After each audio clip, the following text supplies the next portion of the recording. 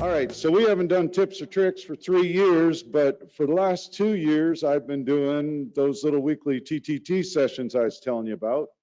So rather than trying to rehash a bunch of stuff, because you know, anytime I do one of these, I beat the same drum a lot of times.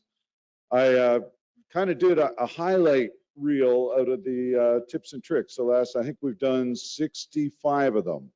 As I said, we are going to do one live from the show floor on Monday at 9 a.m. or before the show floor opens. If I get really, really lucky, I'll finish at 10 a.m. just in time for the show floor opening. So far, I think out of 60 some odd of these, I finished 2 of them on time. Odds aren't looking good. So site hardening. How many people have had ice go through something on one of their sites? Like, I don't know, a roof or a car or a house? Yeah. You know, so that's one of the things that we really do need to pay some attention to. I mean, my site, we're right underneath the power company tower. All well, all good, but it's several hundred feet into a plywood frame building and bad stuff can happen. We're fortunate in our part of the world. We don't get a lot of heavy ice. We just tend to get a little crust. So knock on wood, we've been lucky so far. Luck does not always translate to skill. So definitely that. You've seen pictures before of loose cables getting loose by falling ice. So use ice bridges, stuff like that. You've got an outdoor air compressor here or air conditioning unit. Here's a cool little idea that I saw somewhere online. Google is a really wonderful thing when you're trying to think of something to talk about.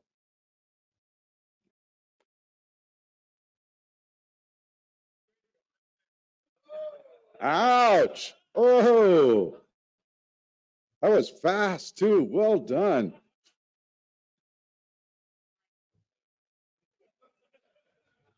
The hardware abstraction layer. So you heard Adam talk about not sending your stuff back packed in hopes and dreams.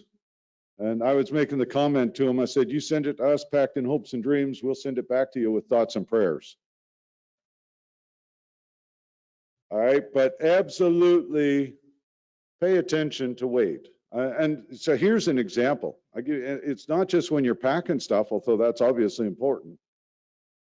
I put a 50 kilowatt into, actually I didn't put it in, they called me about it after and I just laughed. When you're putting a 50 kilowatt into a building, it's a really good idea to make sure that the plywood floor will support several thousand pounds of transmitter. They moved it in and it went straight down 6 feet with a nice little square of rotten plywood underneath it. It was pretty spectacular. It was lovely photos. I wish I still had them. Those were old paper photos, but I've run into that. I've got a site that you'll see a picture of shortly where we're looking at moving a new transmitter in, and they said, we have a problem. And I said, well, what's the problem? And they said, well, we went to go into the building to take a look around and fell through the floor. So we're not sure if it'll hold your transmitter. I'm pretty sure it won't. Okay, so that's the kind of thing. It's the little things that get you every time. And we've talked about it before, you know, where you'll tell the story about the folks in New Orleans and they got their transmitter, took it up the elevator 25 flights, get it on the stair crawler, and about halfway up 2 flights of stairs, discover there was a support beam growing across. So when they modeled, they did length and width to make sure they could get the box around the curves in the stairwell, but they forgot height. And I don't think that they forgot height, they forgot that the stair crawler adds height. So I say, sometimes it's the little things that'll get you, no matter how carefully you plan. Rich, are you still here? No. The one that recognizes this particular photograph because it's your site. Actually, 2, 3 of them are your site. The other one is Alex's. So you were talking about Alex and KVSC. This is what their driveway looked like when they took delivery of their new transmitter. And the delivery driver looked at it and said, nah. Yeah. So again, it's one of those, sometimes you'll have weather scenarios. Always, always, always work with your vendor, whether it's us. And I mean, you reach out to Jen or Ontario New One Express, whoever they call our freight company. But work with your vendor. stuff does happen. We understand stuff does happen. All right. On an average, I would guess every couple of months we'll get a call where, you know, our site's not ready. We can't pour the concrete. We can't put the building up. It burned down. It's happened. You know, hey, when you think about it, if you're ordering $150,000 worth of transmitter gear, you just assume the building burns down before it gets installed. So yeah, definitely. Now, I did a session for the BEA yesterday, and I hope it didn't suck too terribly. Jim didn't call me names after, so I'm going to call it a win. But one of the things we put in there was talking about doing an audit and everything. I mean, if you're responsible for a facility, you should know and you should have documentation on every communications line going into that building. You should know how much electricity every piece of gear draws. So do an audit. How many folks in this room, and I know there's a couple, how many folks, and I've got there, the bright light, I should have wore a ball cap for this. But how many folks have discovered at some point that, oh, we're paying for a T1 or an ISDN or a POTS line and we haven't used it for years? Anybody? Couple hands going up. So I know I was talking to Aaron earlier and he mentioned they saved well into the six figures on auditing lines. So just, again, one of those things that you really want to try to focus on doing. You don't have to do it weekly or daily or anything like that, but at least once a year, take a look and say, what are we subscribing to that we don't need? Now, by the same token, don't look at a line, put a butt set on it, and say, oh, don't hear a dial tone or any traffic, we can disconnect that, because then you'll discover the next time you go to do a remote that the ISDN line that you were going to use for is no longer there. So when you do your audit, make sure that not used right now doesn't mean not used ever. Okay, that's kind of a critical thing. By the same token, looking at your gear, and I mentioned how much current draw, how much power consumption. You can go to our website, type cost of operation in the little search bar at the top, and you'll get something that looks similar to this. I think there's a newer version without the old logo, but whatever it is, you get something that looks like that, where you can type in the overall efficiency of your old box, type in the TPO, type in what you pay per kilowatt hour, and somebody who looks a little like me, and I think Matt had a lot to do with it, because Matt's a lot smarter than I am when it comes to making stuff look good on the web. I'm a little more rudimentary, shall we say, but built this little spreadsheet. So it will tell you, you know, what your power bill, what you could expect for power savings. Okay. On average, just as one example, and what do I have here in this one? I've got a BTA 5. Well, let's pick a grounded grid box. Typically, a grounded grid transmitter will have an overall efficiency. This is AC to RF, not plate efficiency, okay? You got to remember the differences. But overall efficiency, 45 to 50%. That about right, Gray? He's nodding his head. That's a good sign. I like it when I'm not lying to you on purpose. Not on tape, we're recording. But, you know, so 45 to 50%, you compare that to 75 or 72 to 75% for a solid state transmitter. Well, all of a sudden, now you're talking dropping the power bill almost 50%. That's not insignificant. Well, I mean, I guess if you got the budget and don't care, it doesn't matter, but that's up to you. Now, having said that, I'm not suggesting you get rid of the old transmitter either. I'm a big fan of backups.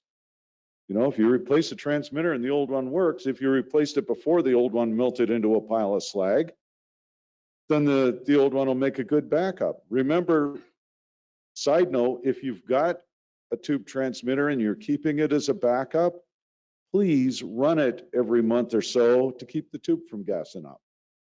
Otherwise, when you need it, it's not there. You know, we've had this conversation before. A backup's only as good as the last time you saw it running.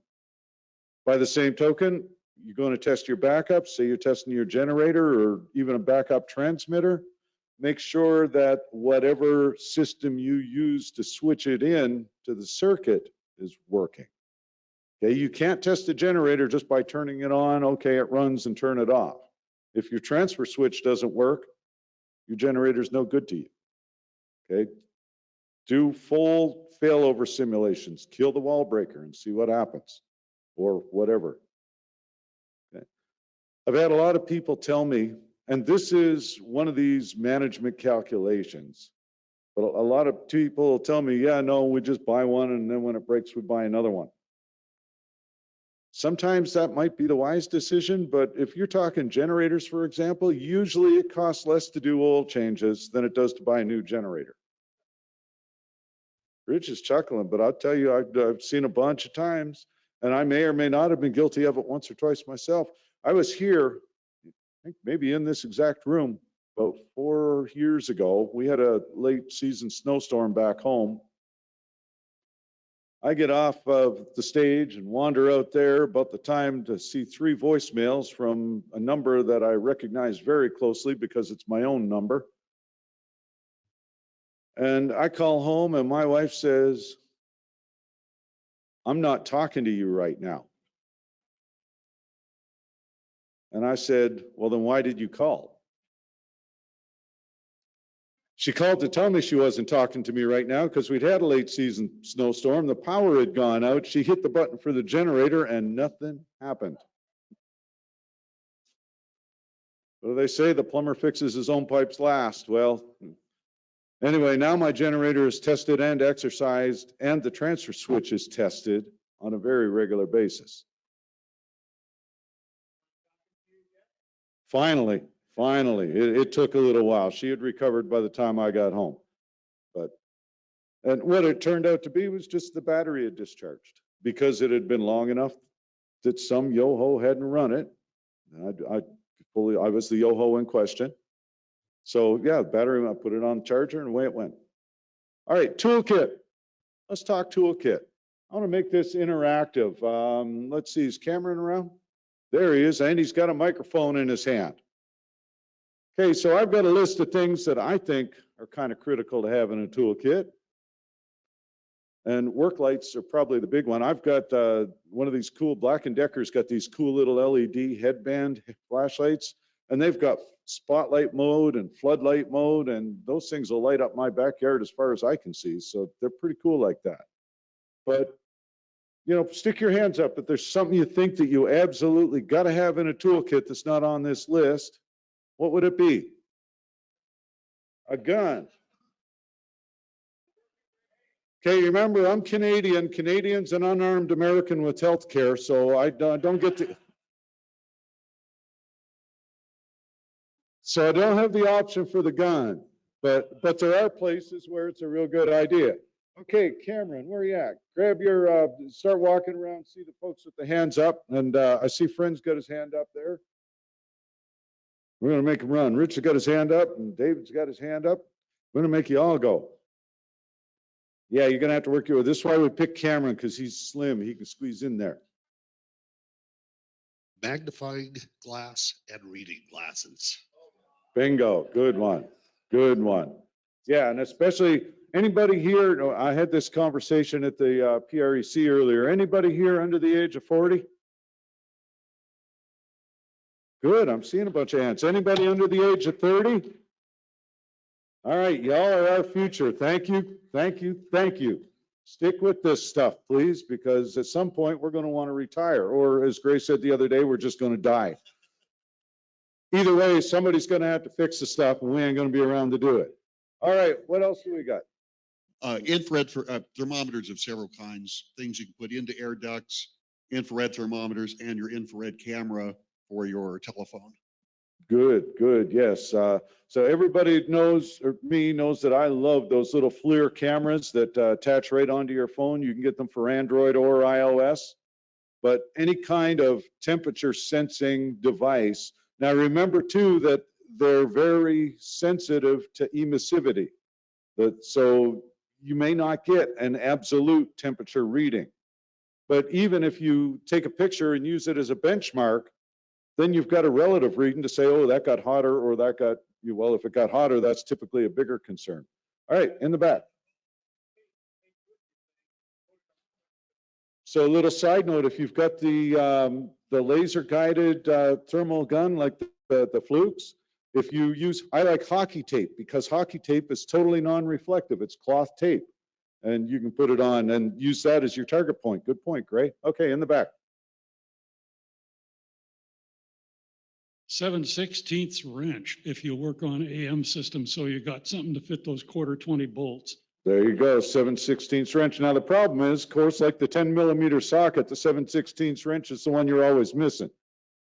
So make sure you got 3 of them. But yeah, no, very good. I tend to carry, and I don't know if I've got it on here, an assorted collection of knuckle busters, adjustable wrenches. Now, not the really cheap crap Harbor Freight ones where the adjustment could be anywhere between 7/16 and 5/8 inch at any particular setting, but get yourself a decent set. Exolite makes good ones, something that doesn't have a lot of slack in it. I picked up a really nice set of Canadian Tire, our version of Menards, or let's see what else. I don't know what else you got. Ace Hardware, basically.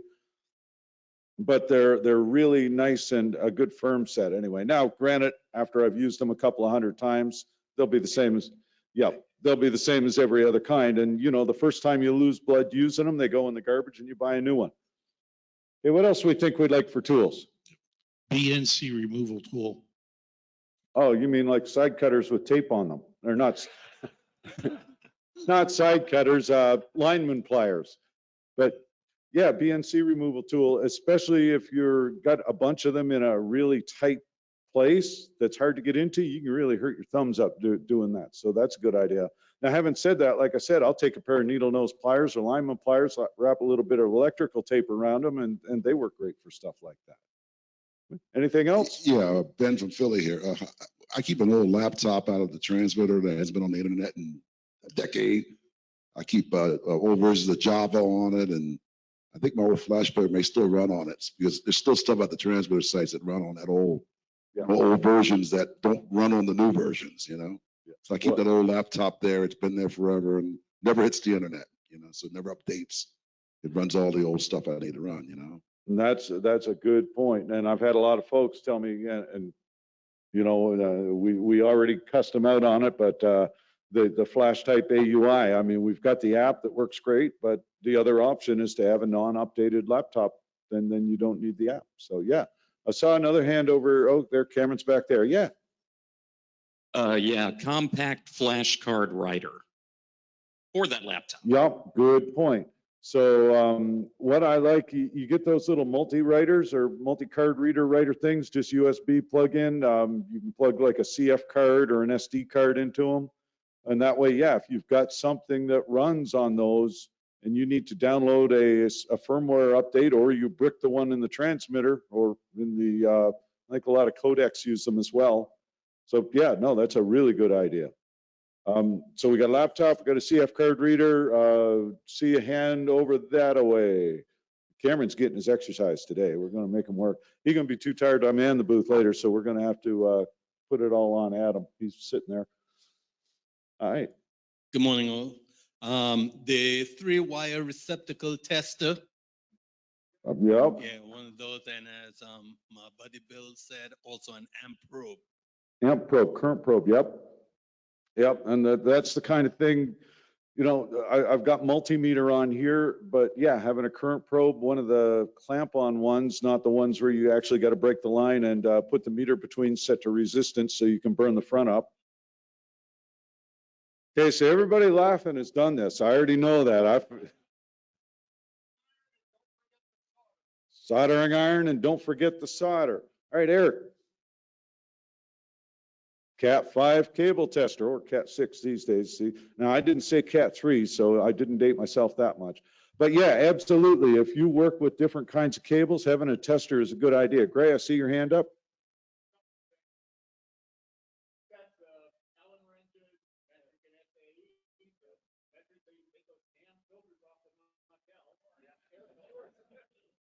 Plug your ears, Rich. Plug your ears. He said not.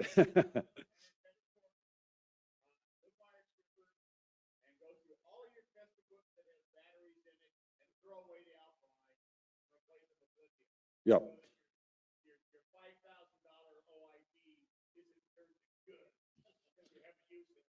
So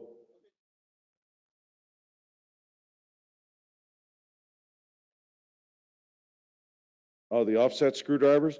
So Rich is talking about the sideways ratchet screwdrivers. And yeah, we had this conversation earlier where if you get on like a VS transmitter, you got a flange on the top and you got to get, unless you want to take the thing totally out of the rack, you need a ratchet screwdriver or an offset screwdriver to get to it. So that's a good one.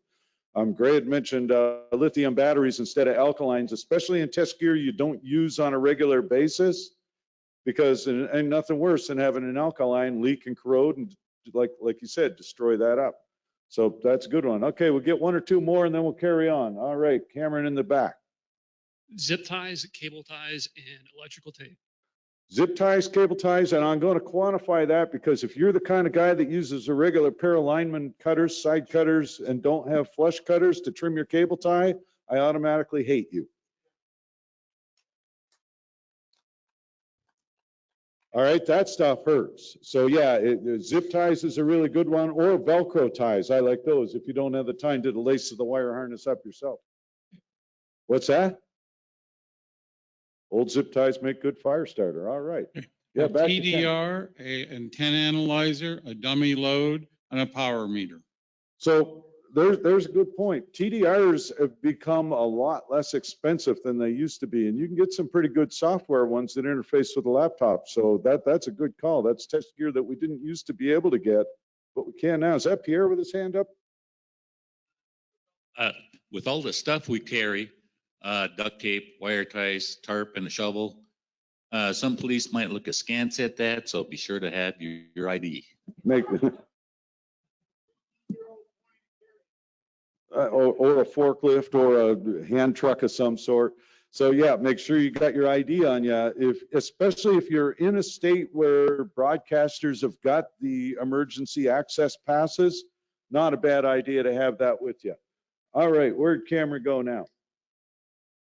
Gloves and safety glasses. Gloves and safety glasses. Good call. Rich mentioned toilet paper. So has anybody got a site with actual plumbing facilities? All right, I'm officially jealous of y'all too. Or a 5-gallon bucket with a bag. You can buy little seat attachments to go in the 5-gallon bucket too. I mean, or bumper dumper. Those are cool. If you want to Google that, that's pretty awesome. All right.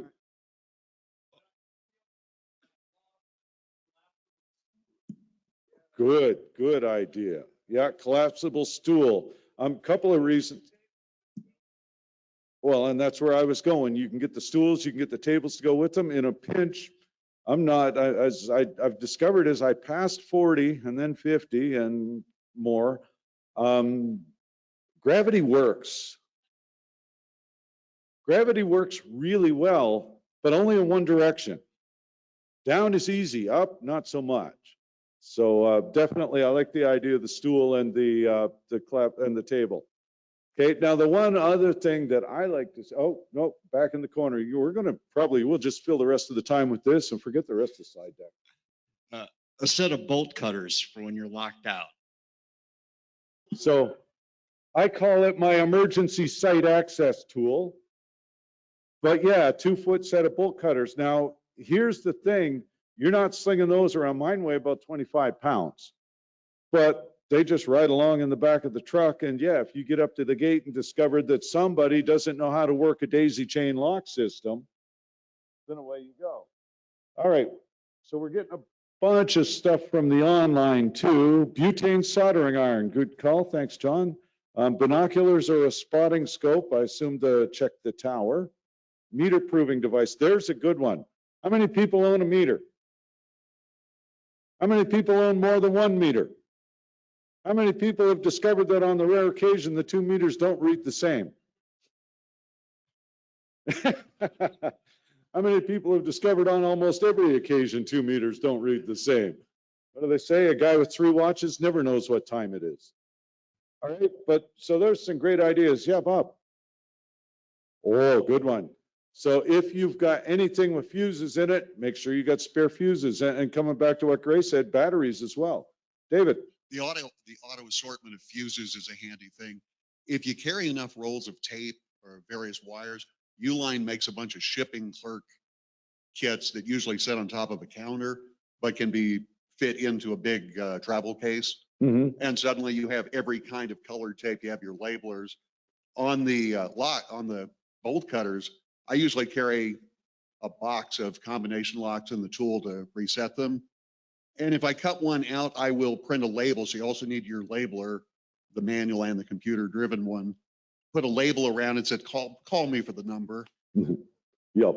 And that is a good idea. If you do have to cut somebody's lock out and you replace it with another lock, make sure you let them know how to find you.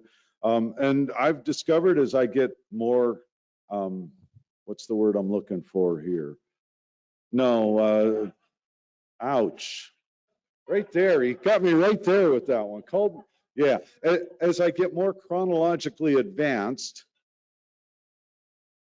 this is a lot harder than just flicking the switch on a battery powered angle grinder, which will also take a lock off in no time flat. Yep, exactly. And after you run it for a little bit, it's not a hardened lock anymore because the heat will take the temper right out of it. John.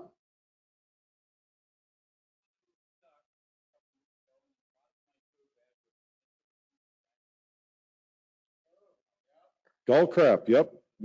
The dielectric grease, something like that. And I mean, so here's something else. When you carry the little tubes of dielectric or silicone grease or Teflon, whatever you do, keep it in a heavy duty freezer bag. Because when, not if, it explodes, at least you can contain. Have you ever picked up a toolkit and discovered it was full of an exploded can of, well, in my case, compressor oil not too long ago? Yeah, keeps the rust off. Sure it does.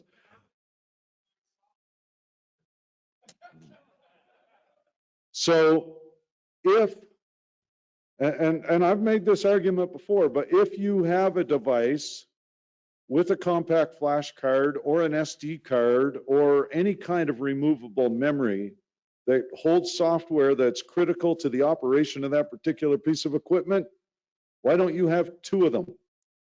Then when they release an update, you can download the update on the backup one, install it, take the main one out and update it. Okay? I've got one for you, Jeff. Yeah. We're going to say bug spray, whether it's mosquito, hornets, or spider spray. Whichever one's applicable to the kind of bugs you've got. Yeah. The bug of the month club. Yeah. Yep.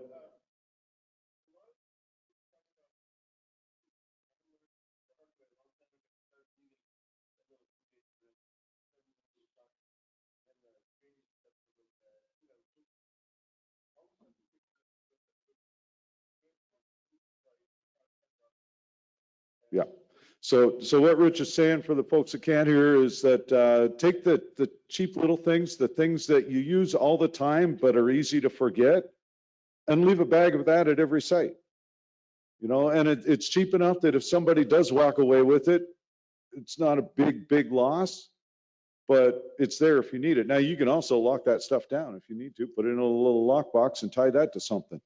You know, use one of those little computer security cables. So, okay, at the back.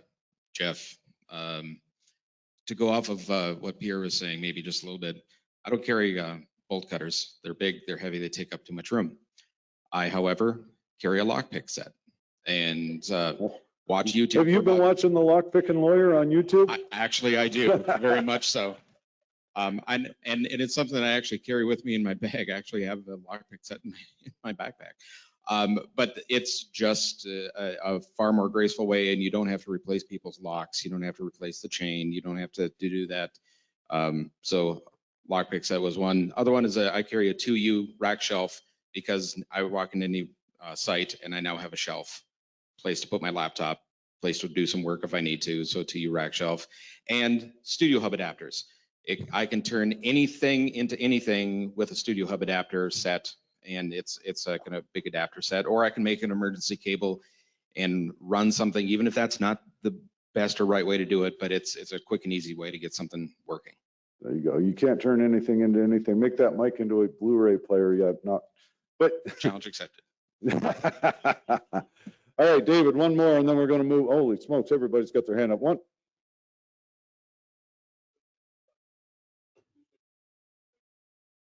Yes. Yeah, that's a good point too. If you are putting something in a rack and you need a little help and you've got the rack space, put a rack shelf in upside down, use it to support the weight while you slide the stuff in and then bolt it down. All right, what do you got, Matt? Lock de-icer for those of us in colder environments. Yep, I tend to carry a little tube. Now I discovered something too. Little tube of lock de-icer, after a couple of years, the propellant will leak out and then you've got a little tube, absolutely nothing useless, unless you got something that you can punch a hole in without driving it through your hand. So, you know, definitely like everything else, anything that comes in a pressurized can, check it on occasion to make sure it still works. Okay, one of the other drums I beat a lot, and I'm probably the worst person in the world at doing it, is documentation.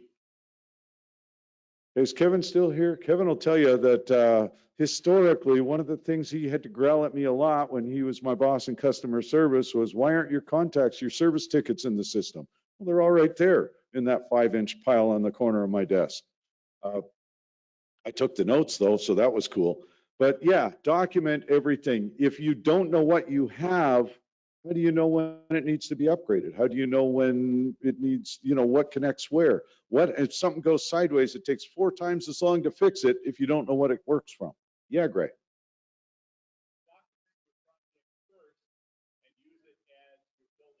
Right. What do they say? Build a plan and then build to the plan, and understand that, like all, what do the military say? The best laid plans don't survive the first encounter with the enemy. It's the same deal. Understand that you're going to make a plan and that plan is going to change about 5 seconds after you walk through after you cut the lock off the gate and walk through the door. But at least if you've got a plan to start, then you've already got your mindset going for when something does change, it's a lot less of a panic. Okay. So yeah, document. And I've got a couple, this is edrawmax.com. It's a cool little network mapping tool. There's another one that Alex recommended called Lucid Chart, which is free to a point, and it's great for doing site diagrams. Okay, this is just an example, I think, of just a Wi-Fi link, but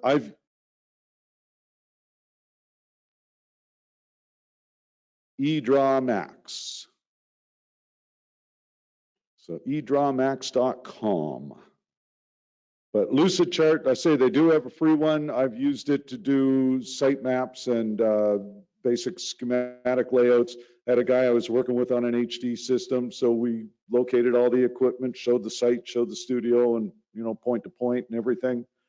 And again, something like this, if you move more into the electronic age as opposed to paper and pencil, something like this is really easy to make changes to. Because you can drag stuff around, you can change whatever it is. So, you know, that's the kind of thing, again, document. If you know what's connected to where, when things go sideways, not if, then at least you know where you need to be troubleshooting. If you don't know what's connected to where, you're scratching your head and trying to do everything that you could have already had done in advance. Any thoughts or comments on that? Nobody's got anything they like to do. Everybody's like, yeah, we document everything all the time. I've never walked into a transmitter site where there wasn't a map on the wall showing every piece in the building. Uh-huh. Yep, a lot of pictures. Good point. Now, here's something else. Another one I use a scribbler because I do like pen and paper. And there's a thing called Rocketbook. It's made by a company called Evernote.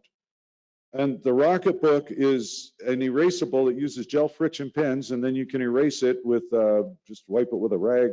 And so I can draw on it, but at the bottom, it's got a series of icons, and whichever icon I color in, when I scan it with the app, that's what it'll do. So it might save it to my Evernote account. Well, in Evernote, I can import pictures, I can import documents. So I can put all this stuff together, and it's searchable. It generates an OCR searchable PDF. So it's really cool like that. Okay, saw somebody over that way. Was that Ed? You gave Ed the microphone? Oh, man. So there is a very practical reason why you have to have documentation. And you pointed it out in a little interview that I did with you, whatever it was. In the day of the networked plant, the wire no longer tells you very much or anything about what it's connecting between. Tracing wires is almost useless now. That's why we have patch cords. You have to have documentation to know what's traveling over the wire in a network plant. Yep, and that's a very good point, because once you hit that Ethernet switch, it could be going to anywhere. So having a network map is huge when it comes to figuring out what should go to what point. That's a really good one. Thanks, Ed. All right, now moving a little out of the planning to a little more of the maintenance. If I walk up to your site and it looks like this, you are going to end up on one of these presentations. That's not a threat, that's a promise, okay?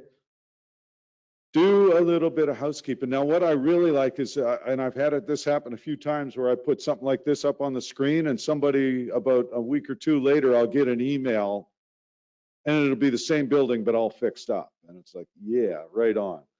You know, so absolutely, it's harder to do any kind of repairs on anything if you don't have the basic groundskeeping done.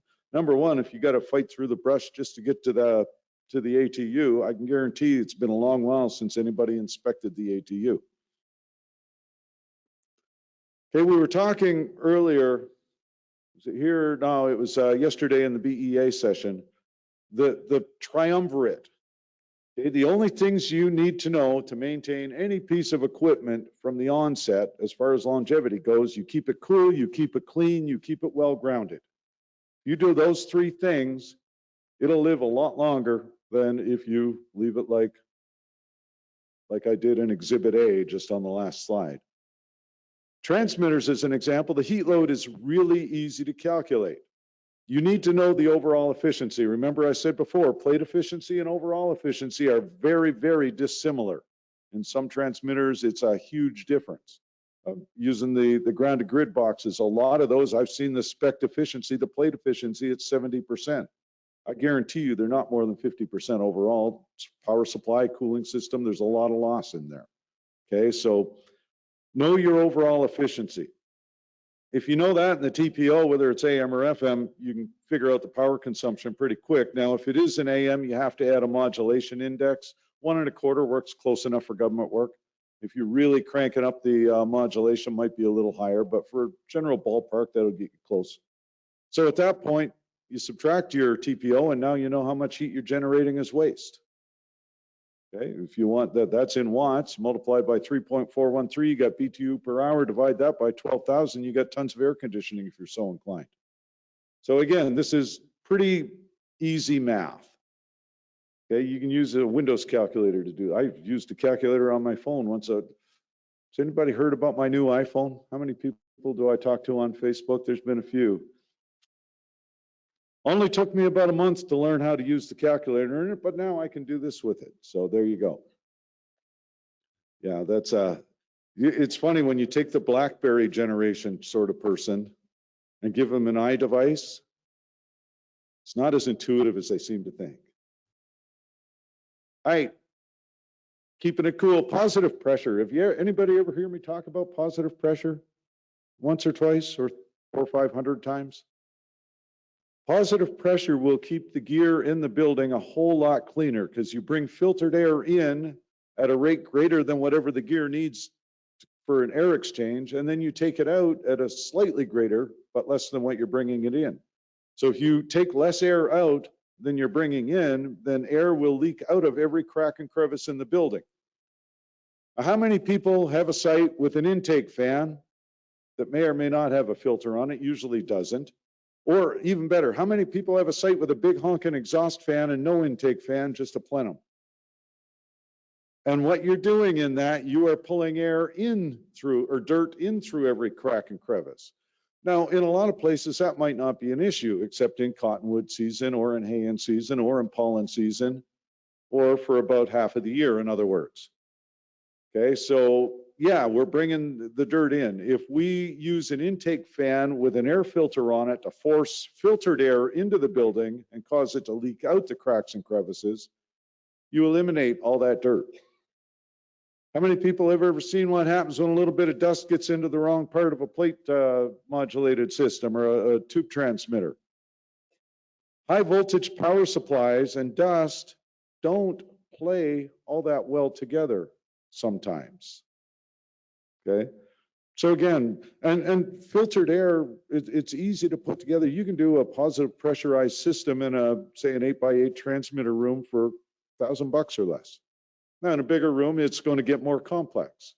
And it is situational. There are going to be times when you just can't do it. But when you can, it's important.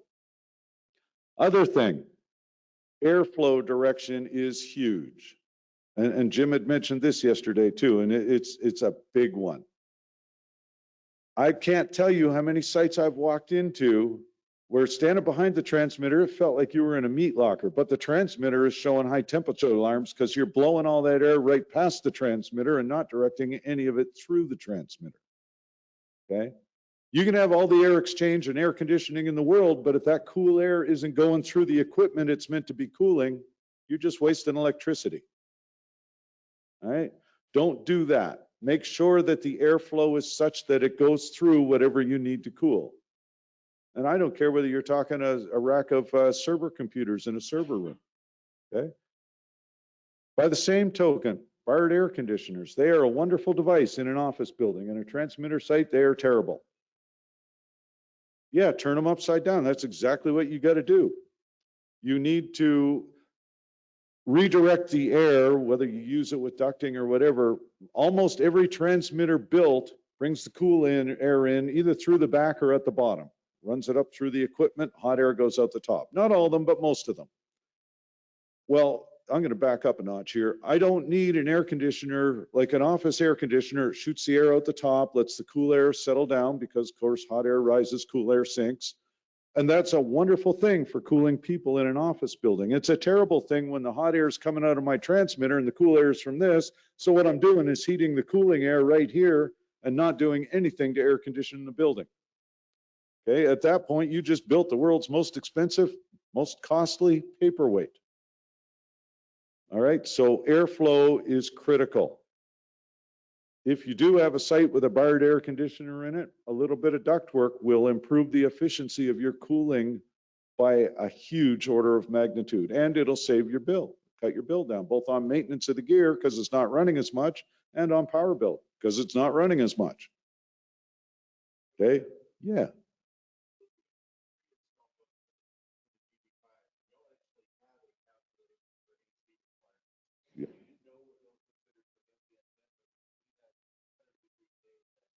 So we specify ambient at 50 degrees Celsius, okay? 50 degrees Celsius is 122 degrees Fahrenheit.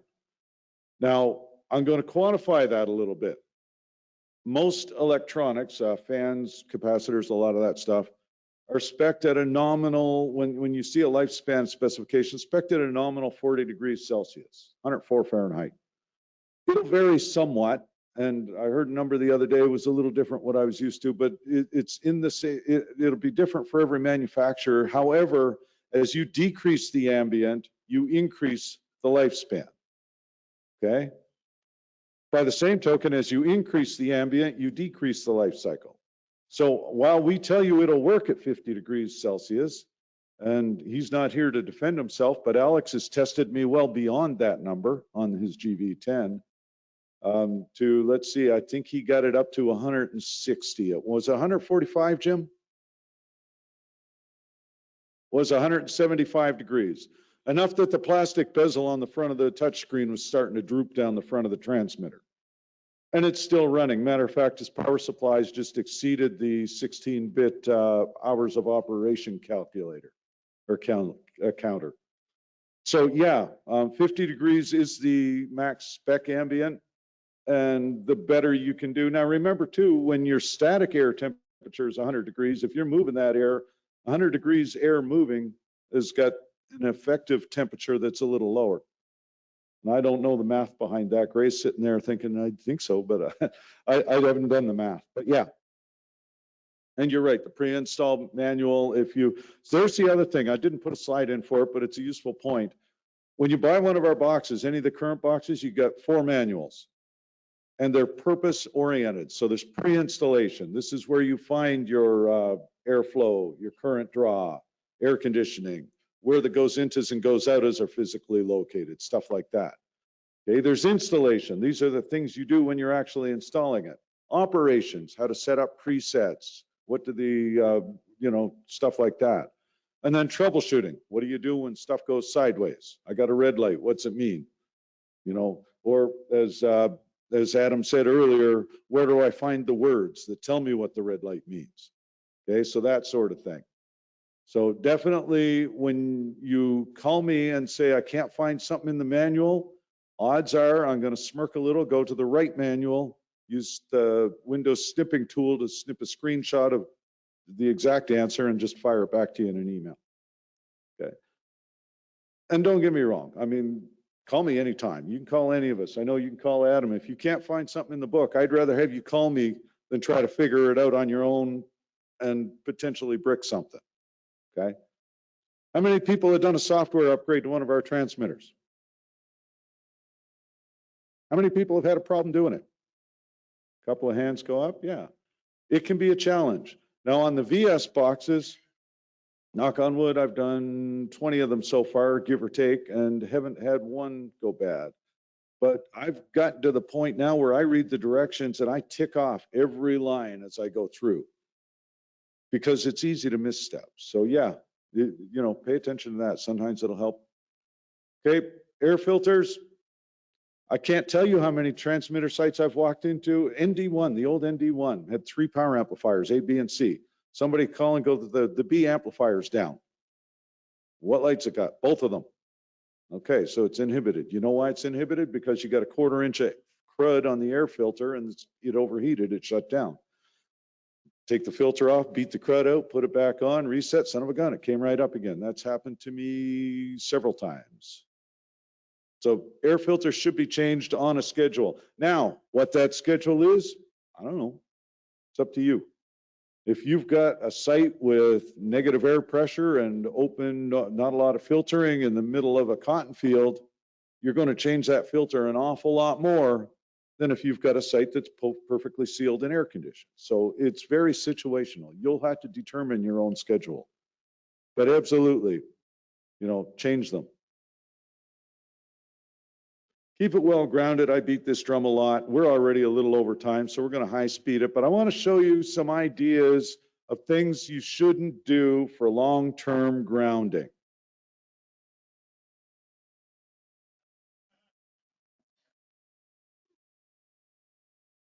Now, not only should you not do them for long-term grounding, you shouldn't do them for lightning protection.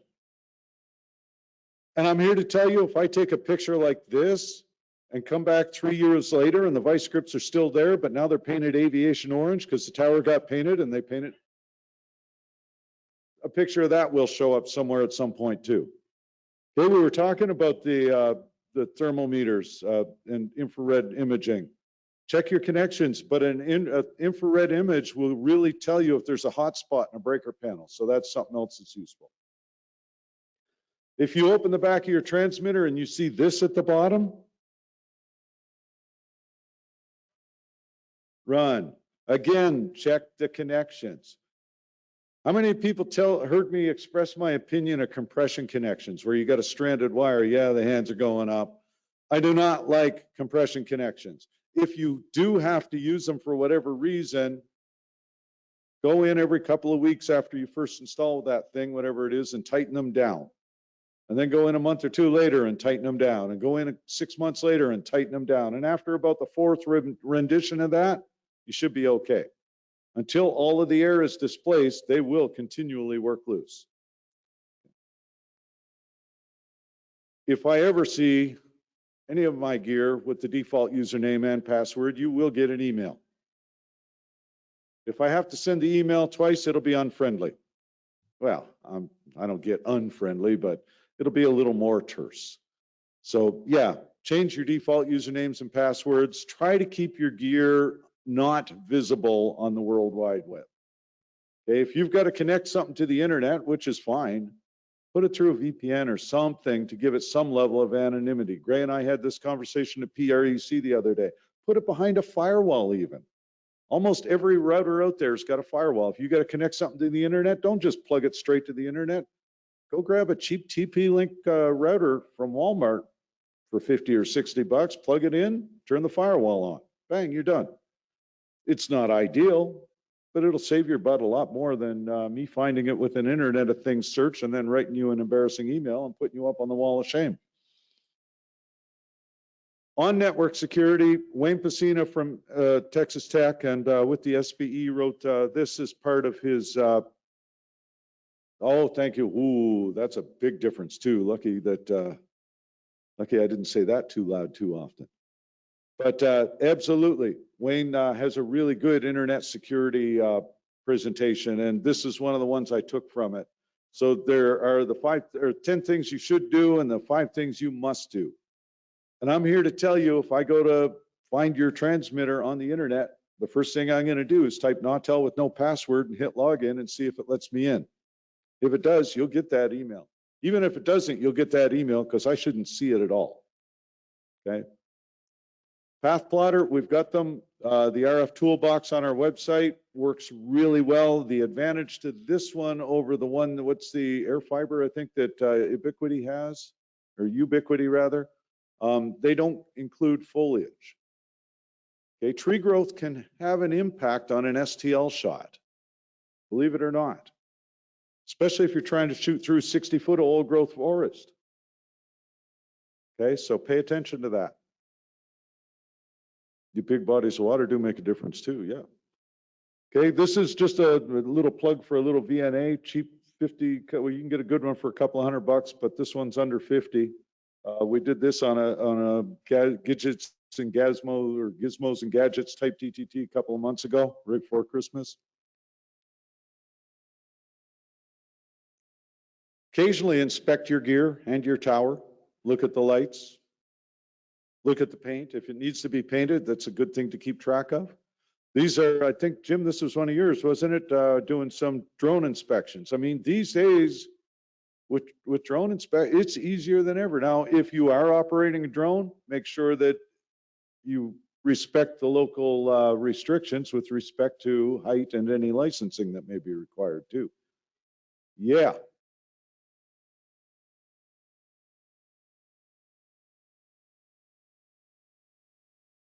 Mm-hmm.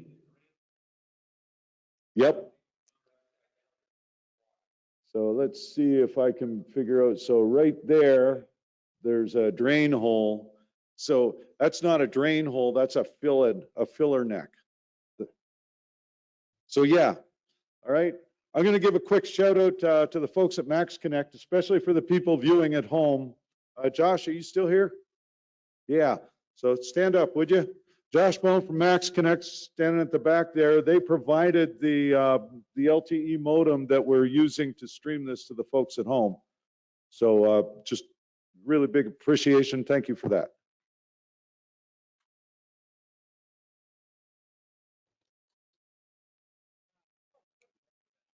Wouldn't be one of my presentations if we didn't talk about ferrites.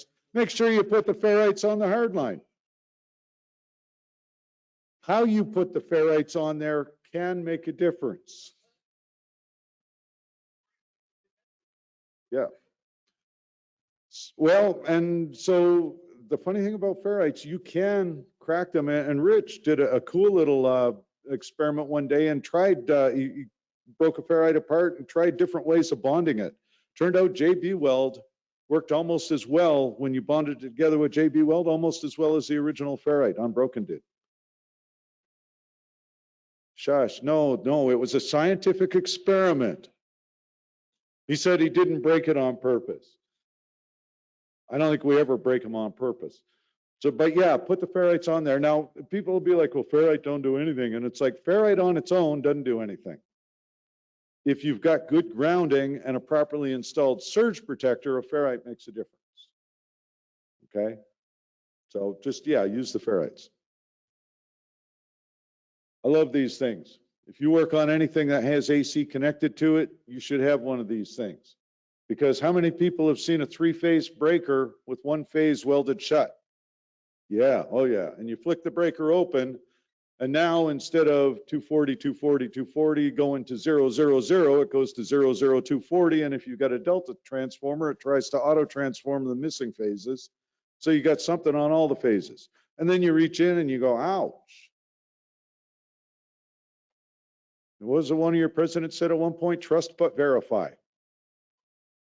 You know, I don't believe anything is off until I either put a meter or a proximity. Oh, and if you get one of these proximity testers and you love it and everything's beautiful, when you go to test it on something you know is hot first.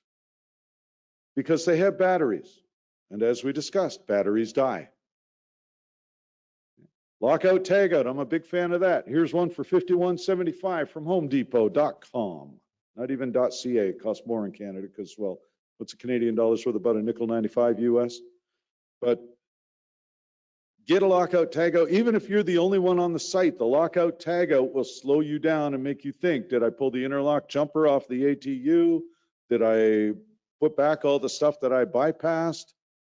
Did I bypass all the stuff that somebody else unbypassed? Whatever applies. How many people want a wise cam today? They'll show you some really cool stuff. Like you left the door open. Kevin's saying, hurry the hell up. Oh, yes. While I'm thinking about it, well, this is the last couple of slides, so that worked out well. He timed it perfectly. Y'all got surveys. We rely on those surveys to tell us what we're doing right and what we're doing wrong. I mean, yeah, you can tell me I'm awesome. I love to hear that. Don't get me wrong. I have a teenager at home, so I don't hear it nearly enough. But if there's something we could be doing better, let us know that as well. Okay, so fill out your surveys. All right, I have already run way past. Again, like I said, when have you ever seen me finish on time? It wasn't going to happen today either. But on that note, we do have dinner one way or the other. Somebody point. What? There you go. It's in the next room over. Elaine's going to see if she can get the doors open, but if she can't, out to the hall and over you go. Right? On that note, folks, thank you very, very much. I really appreciate having everybody back here again.